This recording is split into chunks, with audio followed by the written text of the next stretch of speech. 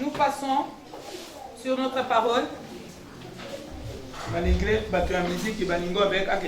Quoique les gens de la sonorisation aiment toujours les carburants, nous n'allons pas leur attendre.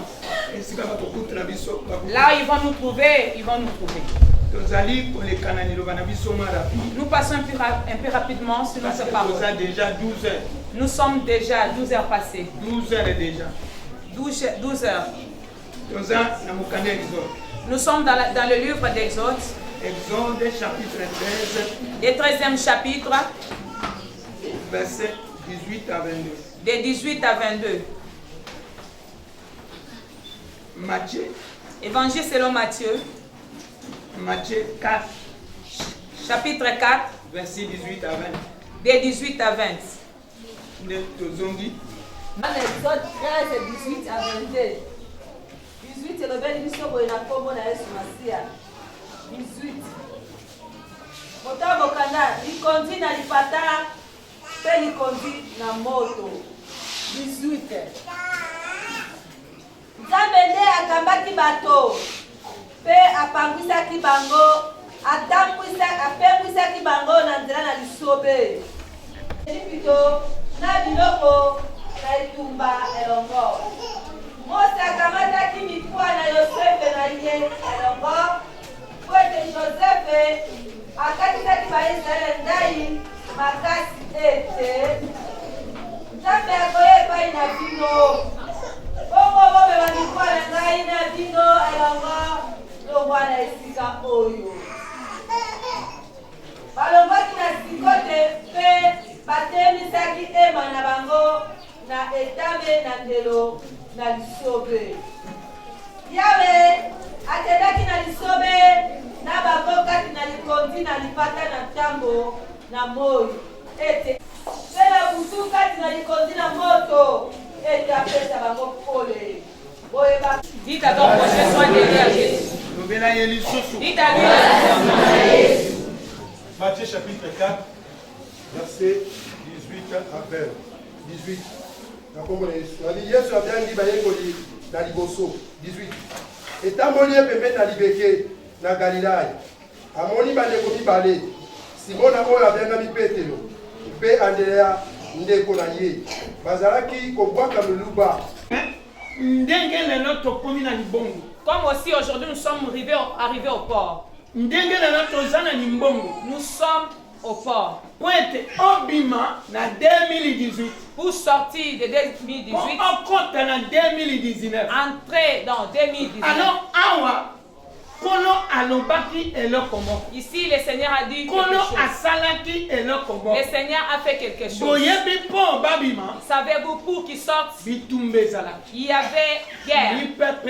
Il y avait des ouragans. Des différents problèmes. Israël manquait de paix. Or que le Seigneur avait dit. Il avait dit.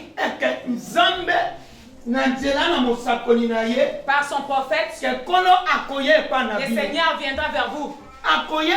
Il viendra vers vous par Joseph. Le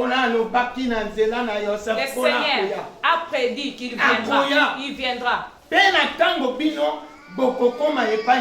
Lorsque vous allez chez lui, apportez aussi mes os avec vous. Bien-aimé, suivez-moi attentivement. La Bible déclare, lorsqu'ils sortirent, au lieu qu'ils puissent les conduire par un raccourci de 3 jours, il les a amenés, les a détournés dans le désert des mers rouges. Chose merveilleuse. Selon la Bible, lui-même les a conduits. Alléluia. Gloire à Jésus. Alléluia. Il les a conduits.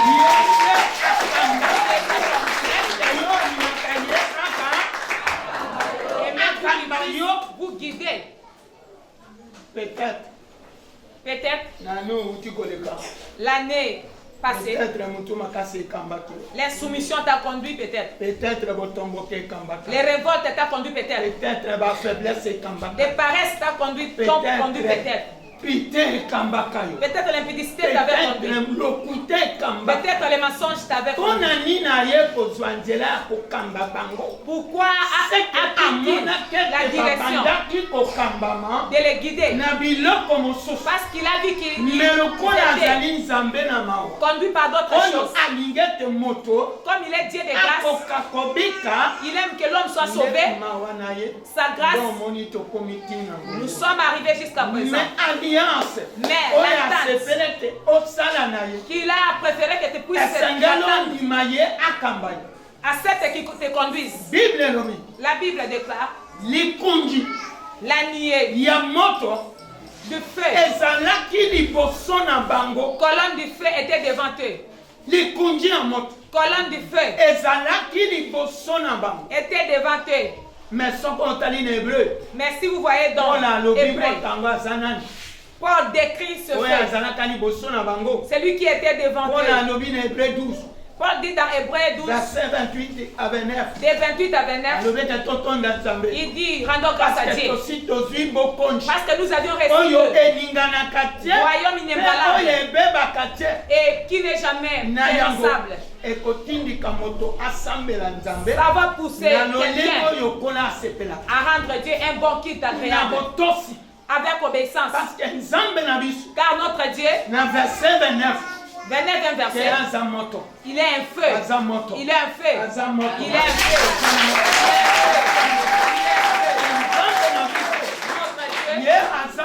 Il est un feu. Savez-vous, le feu brille. Le feu dévore. La Bible déclare qu'il est feu. Il ne va pas brûler les feuillages de l'arbre. Lui, il brille les péchés, les démons. Ils ne supportent pas les feux du vin. C'est pourquoi vous voyez, ils cherchent à faire vagabonder les pensées humaines, afin de l'éloigner de Dieu, afin qu'il puisse se sauver. Lorsqu'il sera fermé, lui qui t'a appelé est un feu.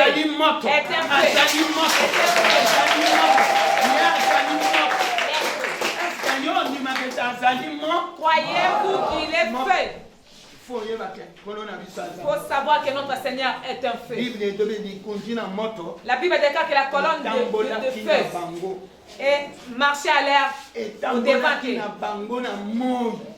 pendant le jour. Savez-vous, pendant les jours, il y a des diverses pièges. Il y a des diverses situations catastrophiques. Ceux qui invoquent, ceux qui font des imprécations, lorsque le feu du vin est devant toi, dans l'année où nous allons entrer, je pense que tu vas achever ça. Tu peux achever.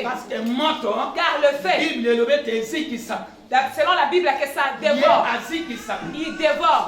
Selon la Bible, la colonne de nuée était marché devant eux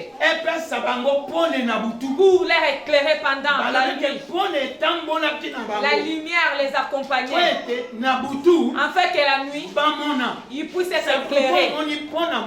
C'est pourquoi vous voyez, il faut que l'homme puisse savoir. L'homme n'est pas caché devant Dieu. Personne ne peut te voir. Mais le Seigneur te voit. Le Seigneur t'aperçoit. Connais-tu que c'est lui qui aperçoit? C'est lui qui doit être ton témoin. Même si le monde peut parler mal, mais lui qui voit, il peut percuter leur pensée. Il peut percuter leurs paroles contradictoires. Raison pour laquelle des imprécations sans cause et ni sans effet. Selon la Bible, on dit qu'il a marché dans la lumière, la nuit pour les éclairer. Si vous retournez dans Évangile selon Jean, chapitre 1, premier épître de Jean, chapitre 1, 5, la Bible déclare cette nouvelle que nous avions entendue de lui et dont nous vous prêchons, Notre Dieu, il est la lumière. Et les ténèbres ne sont pas en lui. Lui, il est la lumière. Il est la lumière. Préférez-vous la lumière? Car celui qui est dans la lumière n'aime pas la vie d'une manière obscure, que les gens ne savent pas, que les gens ne voient pas. Mais vous oubliez que celui qui est la lumière existe. Lui, il est la lumière. C'est pourquoi vous constatez donc peut-être ils ont vu. Ils sont venus dire, c'est pourquoi il n'y aura que la lumière, la nuit, il voit les jours, il est le feu. C'est pourquoi il faut comprendre, il est Dieu, il ne faut pas blaguer. Il est Dieu, il ne faut pas blaguer. Il est Dieu, il ne faut pas blaguer. C'est la vérité. Bien aimé. Les connaissez-vous? Qu'il est un feu. Les connaissez-vous? Qu'il est la lumière. Vous aviez compris ce qu'il est.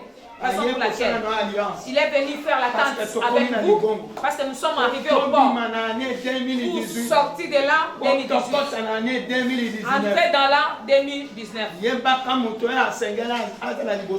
Connaissez qui devait être devant vous, qui a accepté de vous guider et qui n'est pas un individu comme vous et moi. Il ne ment point. Il ne somnole pas. Il sécurise. Ce qu'il a lié, ce qu'il a ouvert, c'est ouvert. Ce qu'il a élevé, personne ne va arrêter. Et s'il avait personne ne va.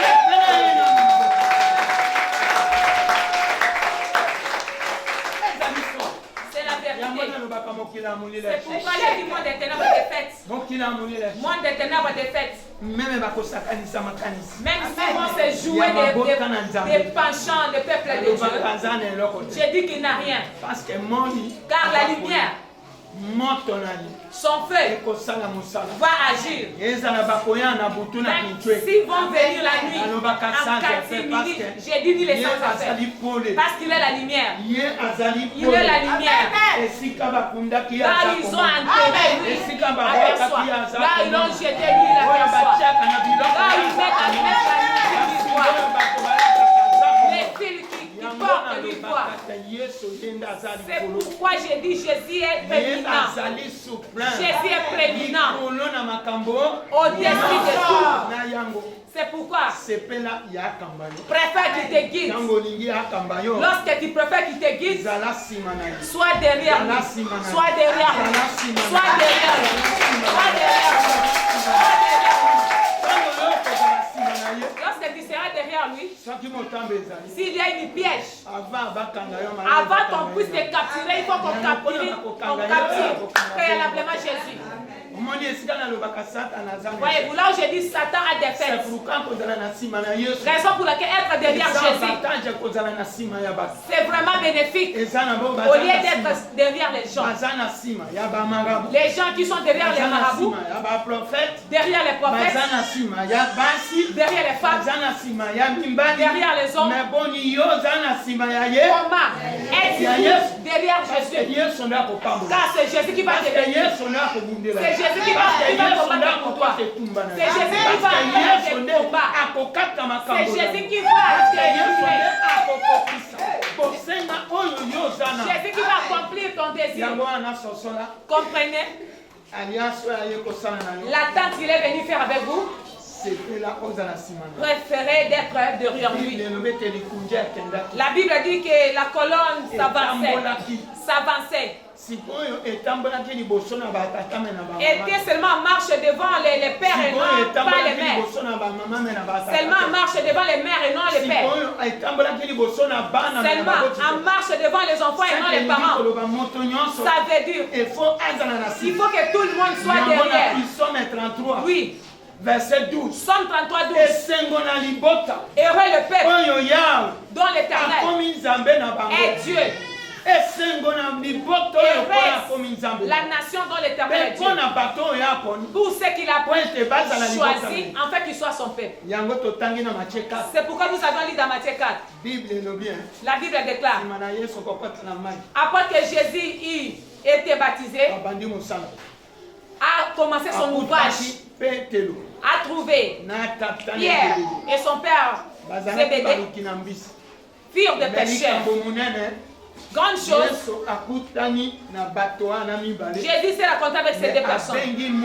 A appelé le fils. N'a pas encore appelé les parents. Il a dit à Simon, suis-moi. Sois derrière moi, Simon. Si tu seras derrière, là tu verras ce que je vais faire. Si tu seras derrière, tu verras ce que je prévu. Si tu seras derrière, tu seras la tête et non la queue. Si tu seras derrière, ça te sera avantagé.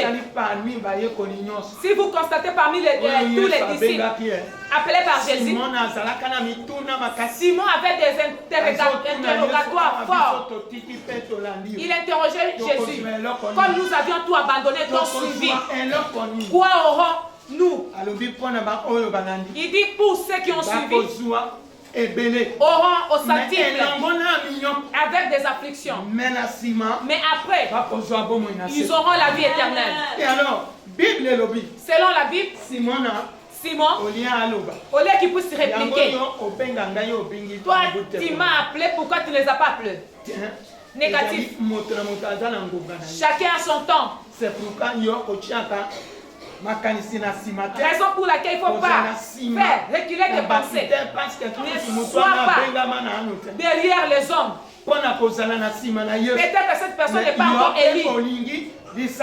Toi, tu aimes toujours être en compagnie de lui. Va-t-il t'apporter la vie ou à la mort? Son conseil ne va pas te donner la sagesse. Parce que c'est pas encore son temps mérité. C'est pourquoi le vôtre. Raison pour laquelle celui qui est derrière Jésus, il ne fait pas selon son bon gré. Il cherche à connaître la volonté de Dieu. Il va chercher à connaître la volonté de Dieu. C'est la vérité. Raison pour laquelle, bien aimé, comprenez l'avantage. Il y en a beaucoup si tu seras derrière Jésus. Lors de la mort de Jésus, l'Esprit est venu.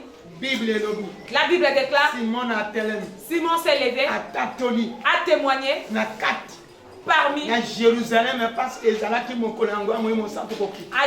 parce que c'était le jour de la Pentecôte. Pierre se leva, il a prêché Jésus.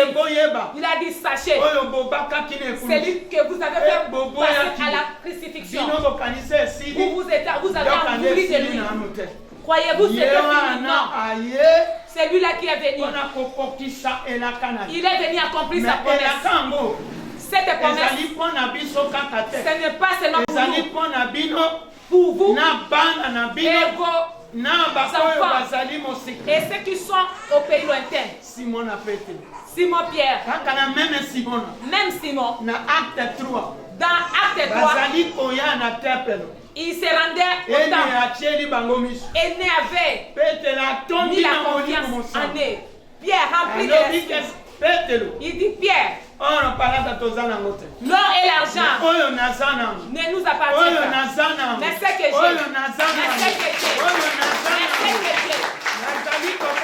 je te le donne. Je te le donne. Au nom de Jésus de Nazareth. Aîné, lève-toi et marche. Promptement. Aîné, était vraiment réconforté. Entre dans le temps. Louant Dieu. Lorsqu'ils ont loué Dieu, les yeux de tout le monde fixés sur lui. Comment cet homme est sauvé? Nous avions abandonné le célibat perpétuel, pauvreté perpétuelle. Nous avions prévu dans les pièges de mort perpétuelle, sécheresse perpétuelle. Comment est-il sauvé? Pierre aussi s'éleva de nouveau. Il dit qu'il soit reconnu devant tout le monde. Qu'il soit reconnu devant tout le monde. Que ça soit reconnu devant tout le monde. Que ça soit reconnu devant tout le monde. Celui que vous voyez n'est pas sauvé par notre puissance, mais Jésus-Christ. Jésus-Christ. Lui qui est la pierre. Lui qui est la pierre. Il n'y a pas autre nom qui nous est donné dans le monde. Seulement le nom de Jésus. Car c'est ce nom qui donne la vie. Le monde est rempli de noms. Quand tu nommes tous les noms comme il veut. Mais ce n'est pas ce nom qui sauve. C'est la puissance de Dieu qui agit. Pierre a dit que le nom de Jésus qui agit. Bien-aimé. On les a arrêtés. Nous ne voulons plus que vous prêchiez par ce nom. Car vos témoins sont remplis. Si nous vous voyons, c'est fini. Même Pierre s'est levé de nouveau. A dit, tout ce que nous avions vu, nous avions entendu. Je ne vais pas laisser. Je ne vais pas laisser. Je ne vais pas laisser. Je ne vais pas laisser. Je ne vais pas laisser.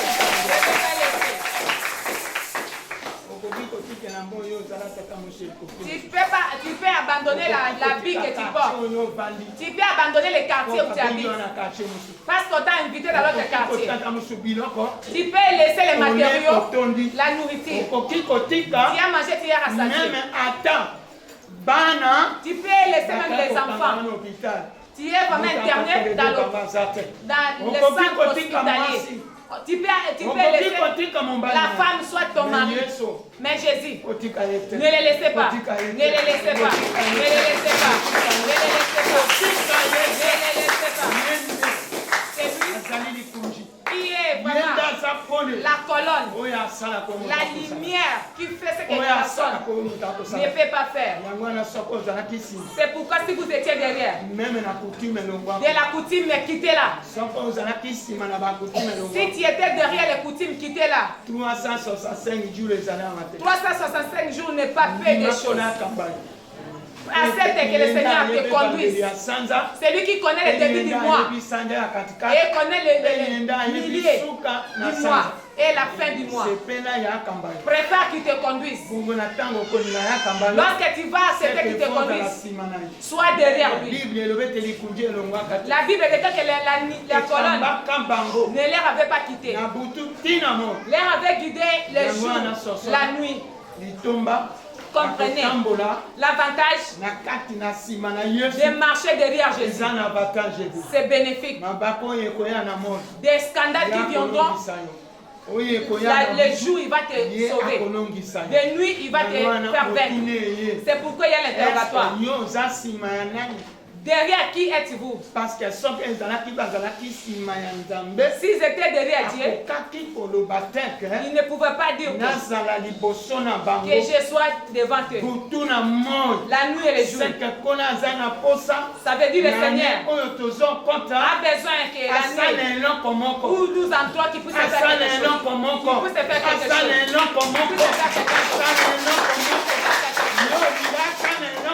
Même qui puisse faire quelque chose. Préfère qu'il soit devant toi. Préfère qu'il te guide. Là où il t'a dit arrête-toi, arrête-toi. Marche, marche. Assis-toi, assis-toi. N'écoute pas les humains. Sois pour le Seigneur.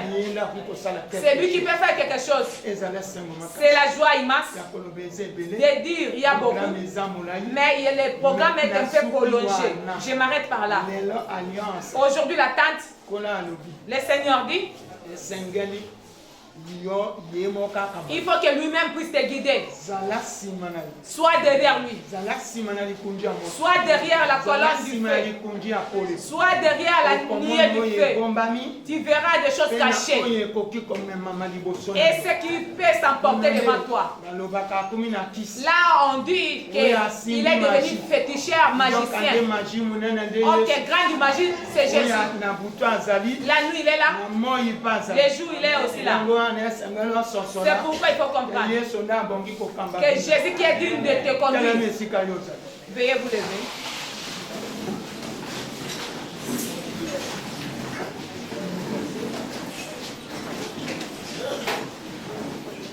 Sania mingi, Yeso Sania mingi, Yo Sania mingi, Yeso Sania mingi, Sema Sania mingi, Yeso Sania mingi, Yeso Sania mingi,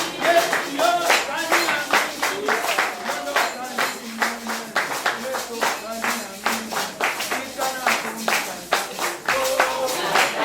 mingi,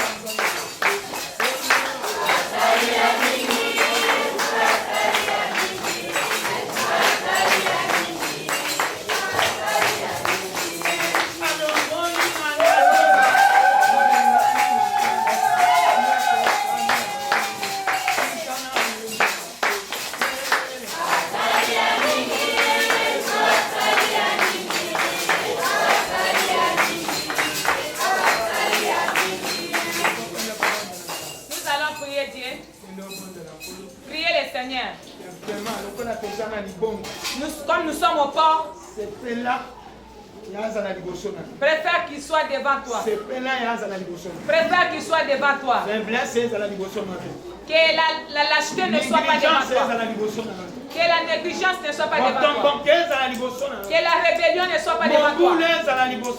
Que le désordre ne soit pas devant toi. Préfère que ton Créateur puisse te précéder.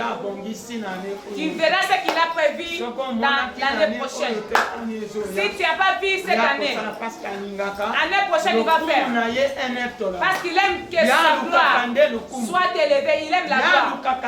Il aime la gloire. Comme tu as quitté le monde profane, tu as dans le monde chrétien, c'est différent. Priez. Dieu, Seigneur, j'accepte dès maintenant jusqu'à l'année prochaine. C'est toi qui dois me guider. Sois devant moi, aucune chose devant moi. Priez.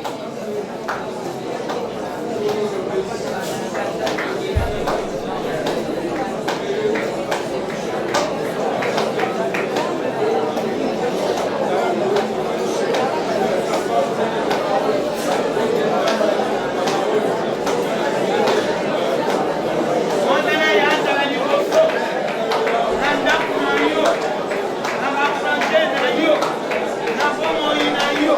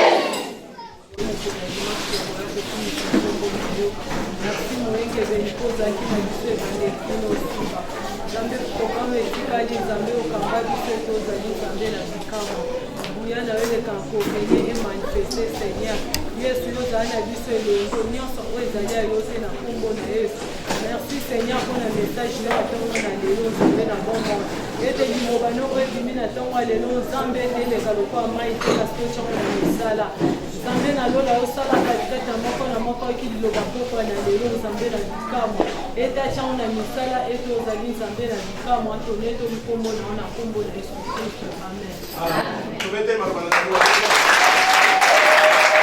Madame Zambo ya sebela modelo wa mobalo apeso makasa apeso ngonga oya asika tsika awa to pesa ka mai te mungu ate ndeke toyoki mongo na zamba lobi soki okozala sima na Yesu parfait très parfait oui na bandi na venir mayulu numéro 18 mayulu 18 après oya wa ndenge nini bon les sœurs wana Esther nous invité biso na quoi j'ai entendu. Merci beaucoup c'est Esther nous invité kwa wewe merci beaucoup que c'est bien comme on a yone na mfuluba awa tota la kaka Yesu donc ça bino makasi ngonga ya koya bisika wana ekomi ya bino amen amen bongo ya babango na bongo tata bona mbele mwa sato bako bale sato amen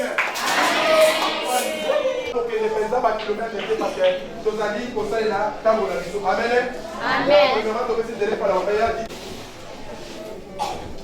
Alléluia. Nakumisi nzambe ya mameze kedembo libulu ya mai oyo tozalaki kotoka mai na ya kosalela misala mpo pope ezalaki te ngai nalobi mama wana ye kokosa ngai ete ndima yesu mpe mwana na yo akobika bongo mwana na ngai akufi boye na maladi kaka yango bana posa ya kobondela lisusu eza te me eloko grâce nzambe asalaki ntango ye namona eloko nalobeli ye alobi kufa te bomoi kobanga te eza kufa te nzambe na biso azali nzambe ya bakufi te azali nzambe na bomoi bongo nazokoba kaka nazokoba me mokolo moko nzambe na likolo amonisi ngai lobiko ya mwana na ngai na miso ete nayebi ete mosakolo oyo atindelaki ngai aye mpona kobundela ngai bitumba amen namoni kaka tokei na hopitale na mwana hopitale wana eza ya sete ya likolo ebele ya bato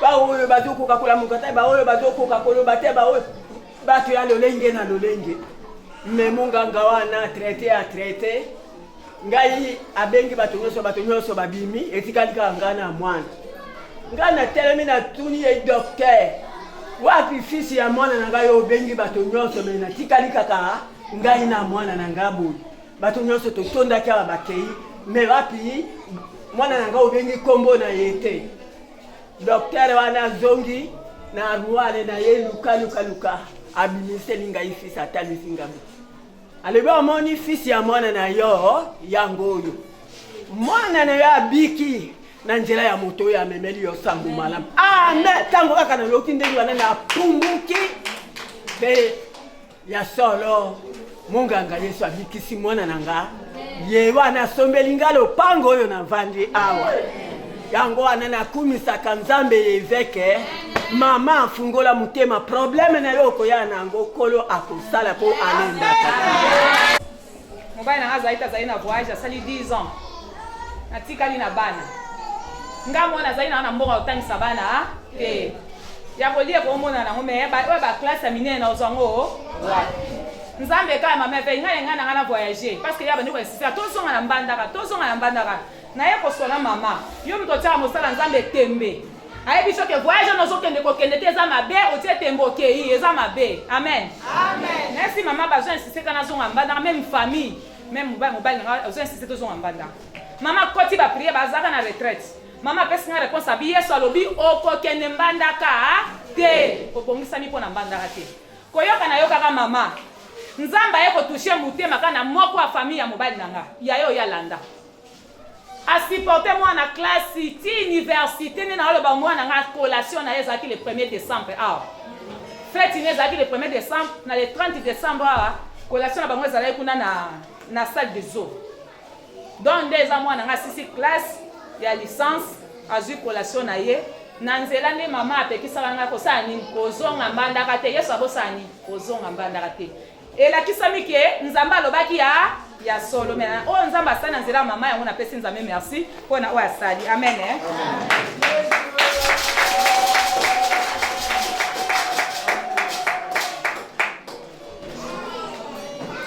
oyo eza na luka 5:14 yesu abikisi bato ya mbala mpe alobi ete bokende kopesa litatoli elongo na alikabo eske yo olingaka kopesa elongo na alikabo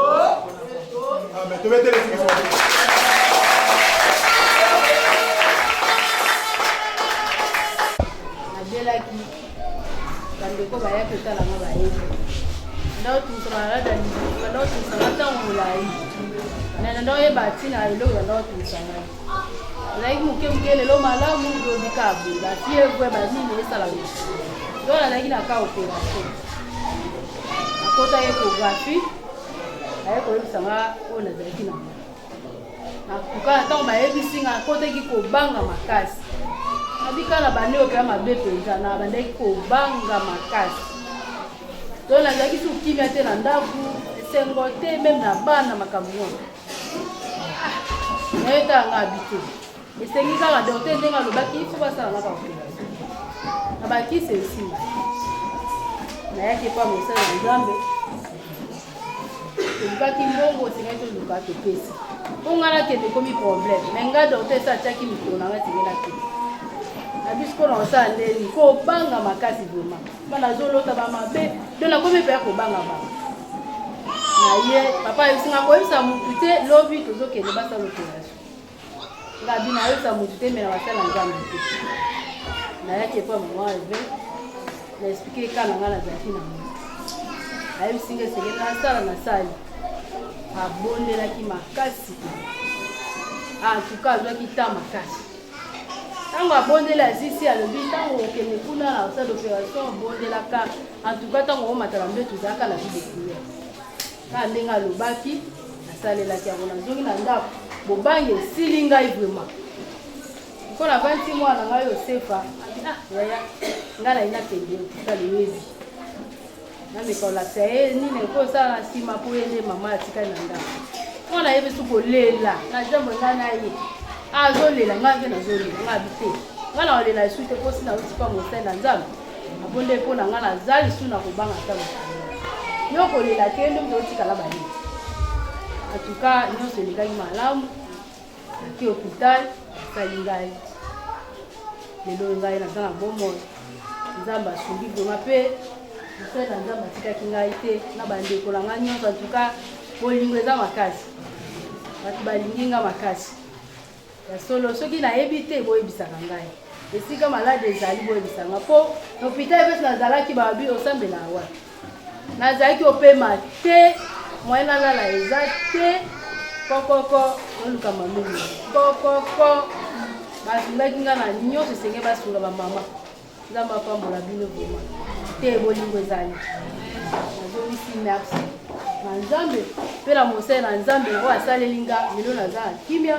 donc ondima teke basali nga na misala nyonso nazosala na ndako baokamwa kaka na hôpital babili yango yoki bota oyo oyoyaki no ngai basali nga opération to basali nga lelo lobi na lamuki na telemi mpe nakotika baninga donk na nzela mosali na ye namonaki nyonso elekaki malamu yango nakoki kobosana yango te na bilelo ilfo nakende ezongisa esika nga na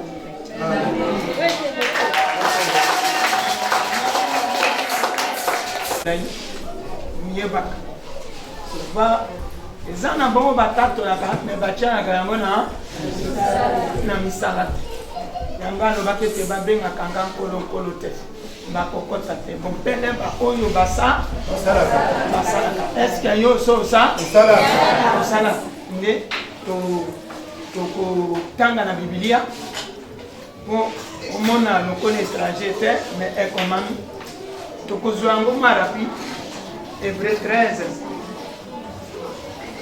Hébreu 13. Hébreu 13.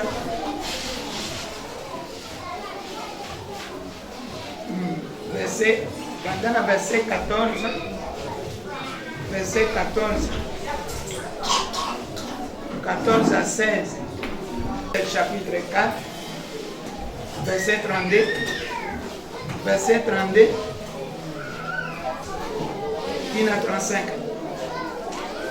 Verset 24.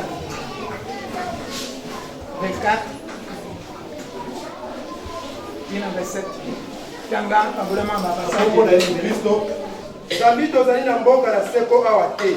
Tozali na mboka na seko awa te. Kasi tozali koluka mboka elingi koya.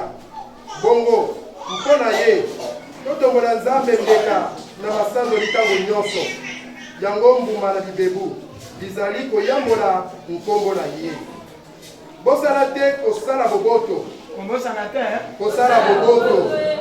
Pe kokabela ba mosusu biloko. Kokabela ba mosusu biloko. Est-ce que yo so kabela ba mosusu biloko? Kwete Nzambe akosepela mbeka na motindo yango. Nana akosepela yango. Nzambe. Yo so salo kola akosepela. Na ye kola kakosana ko kola sana nini? Akosepela. Acte chapitre 4 verset 32 à 35. Na kombo na Yesu. 32. Ebele na bandimi bazalaki na motema moko. Mpe na likanisi moko. Soko moko na bango azwi biloko. Atangi yango biloko na ye mpenza te. Kasi biloko nyonso bizalaki na bango na lisanga.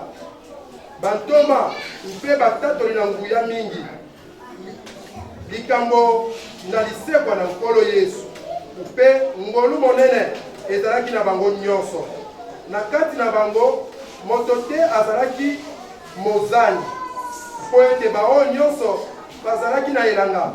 Soko na ndako bateki yango mpe bayei na mosolo na motuya na biloko bitekami. Merci. Ezota kenga na wuti na mokilite na wuti likolo. C'est pourquoi Yesu azana posa wana ba oyo bazali kotia na misala. Mais yo na tangi na hébreu pe na ye kotanga na acte pe boye koyoka lisusu na Matthieu na tangi 3 mikano ezali nyonso ka message mo awa Paul alobi na batu hébreu kati na bomba bazali kobomba na babanke bazali kobomba na kati na mimbongo bazali kobomba na kati na basanduku na kati na basinga ya loketo na tambolaka na yango mpo moyiba akosaka.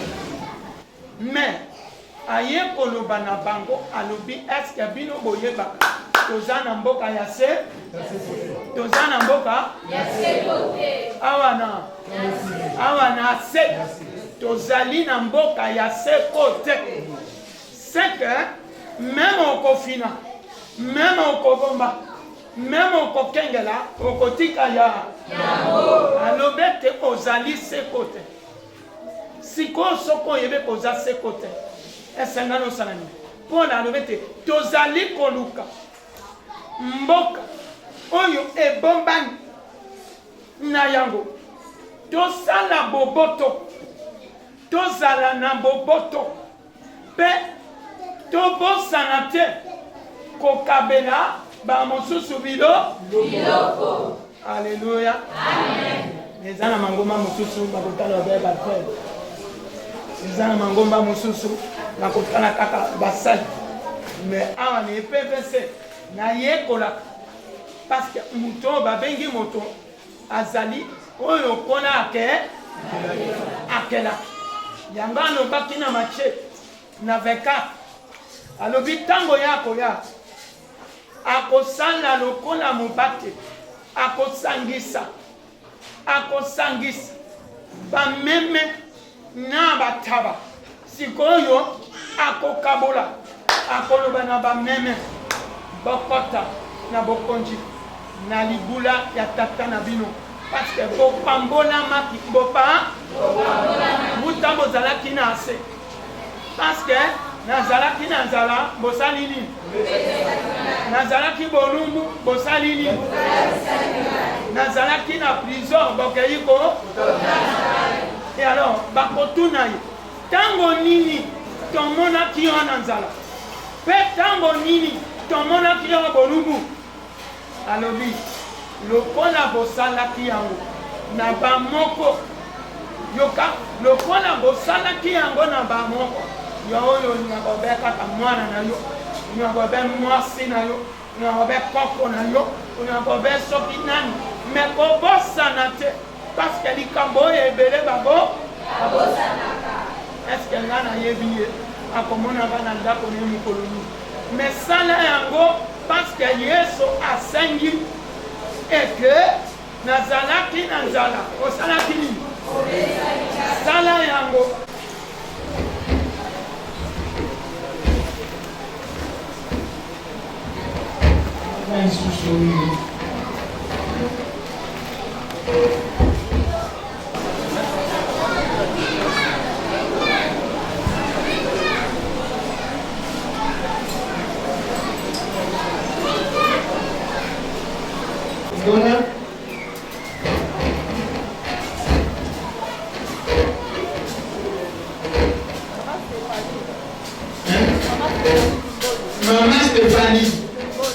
Maman Stéphanie Kimbondo. Maman Stéphanie Kimbondo.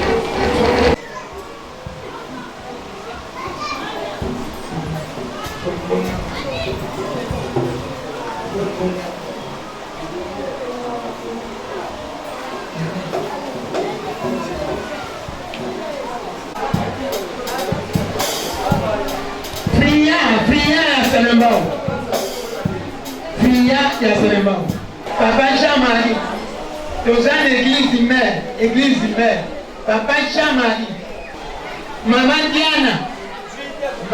Diana, moi c'est Papa Jean. Maman Élisée, il y a Kindele. Il y a Miki à Maman. C'est la famille à Maman Élisée. Déborah, il y a Sereba.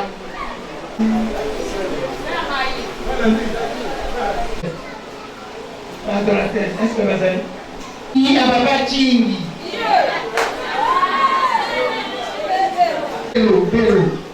Béo.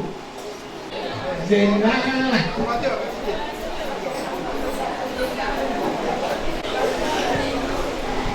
Macambo.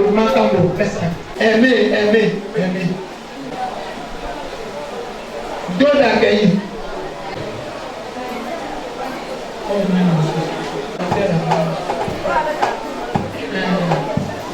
Jonathan.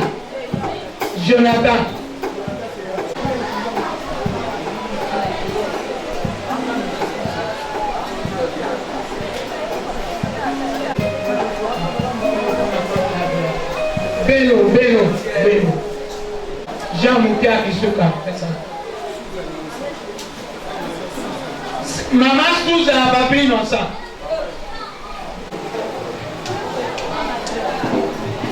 Maman m'a dit à Papa Kachama. Lundi encore.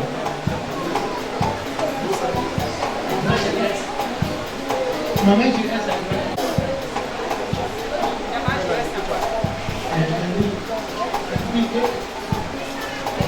Maman Mou. Maman,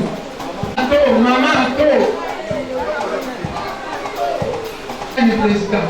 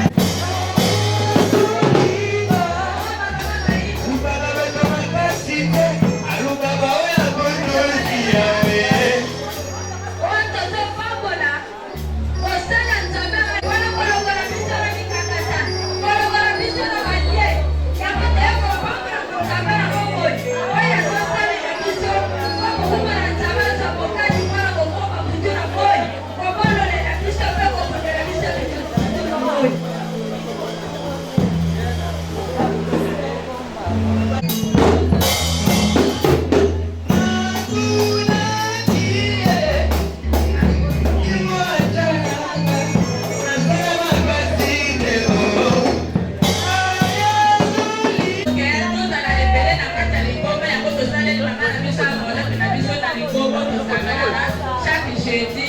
Topesi merci ndenge abateli biso akambi biso mpe lelo biso mpe tozali capable ya kozokisaka to depai na ye.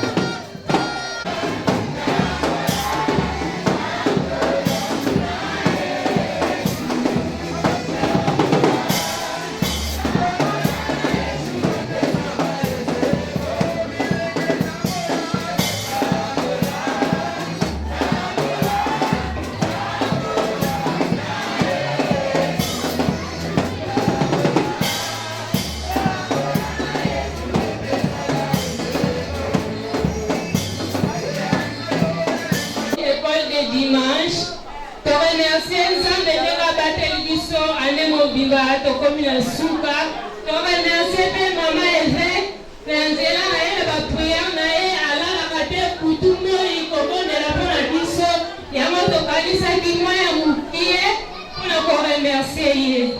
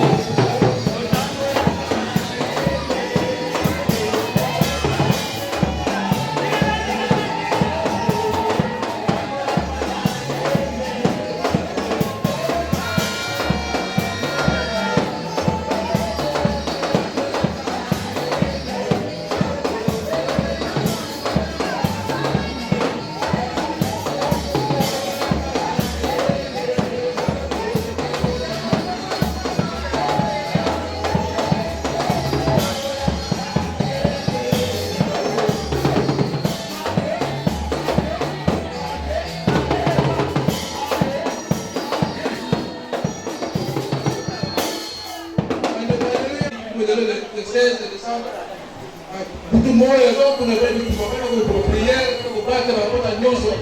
Mais c'est mes super ensemble, ils avaient un problème, ils bossent. Moi, c'est le seul de boucher, moi, Koka, vous pouvez vraiment porter la motive. Merci.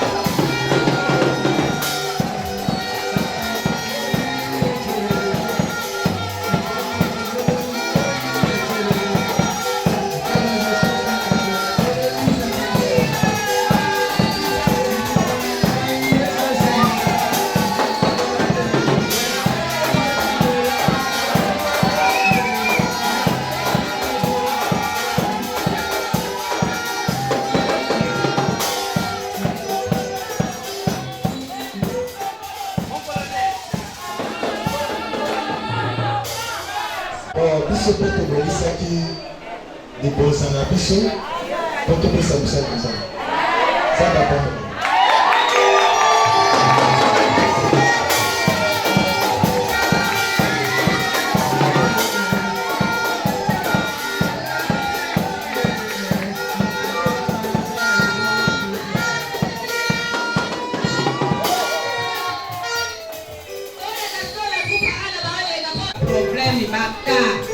Situation, biso mo pe comprendre de la tête au Kogana, biso de la reine mi poussé, hein?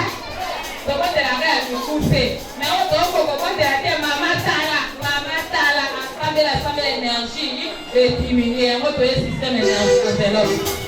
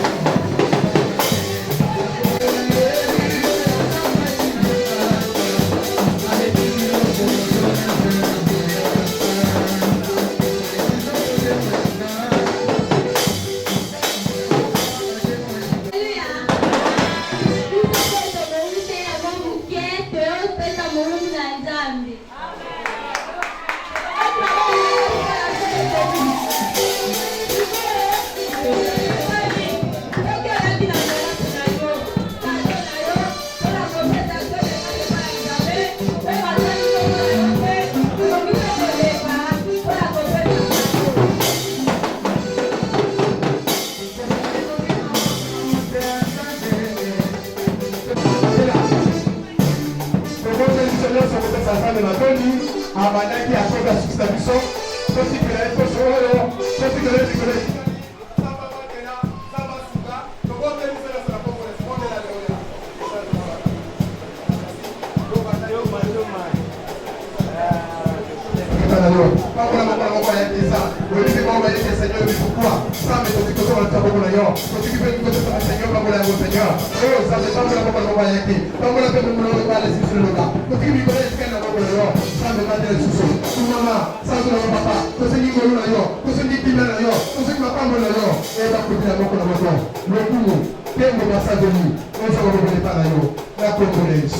Merci Seigneur Jésus.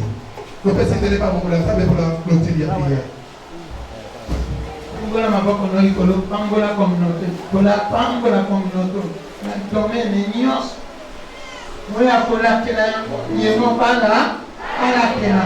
Kende ko bomena. Abongo na Yesu monsana. Kiga no pa kola kena no yo tabe. Na yo nso pe papa mo Seigneur ko wa. Oh, yo pa papa. Eke no ko na. E ba na mo papa. Esa na ka ka sa. Ni da wa sa ni no. Ba ya ya. Mo ya ko. Na yo ko ya ba kena na Seigneur. Papa, papa, vous le savez, libère le Seigneur, parce que nous avons parole, comme la Colombia, comme la Chine de Bois, sans Mélandia,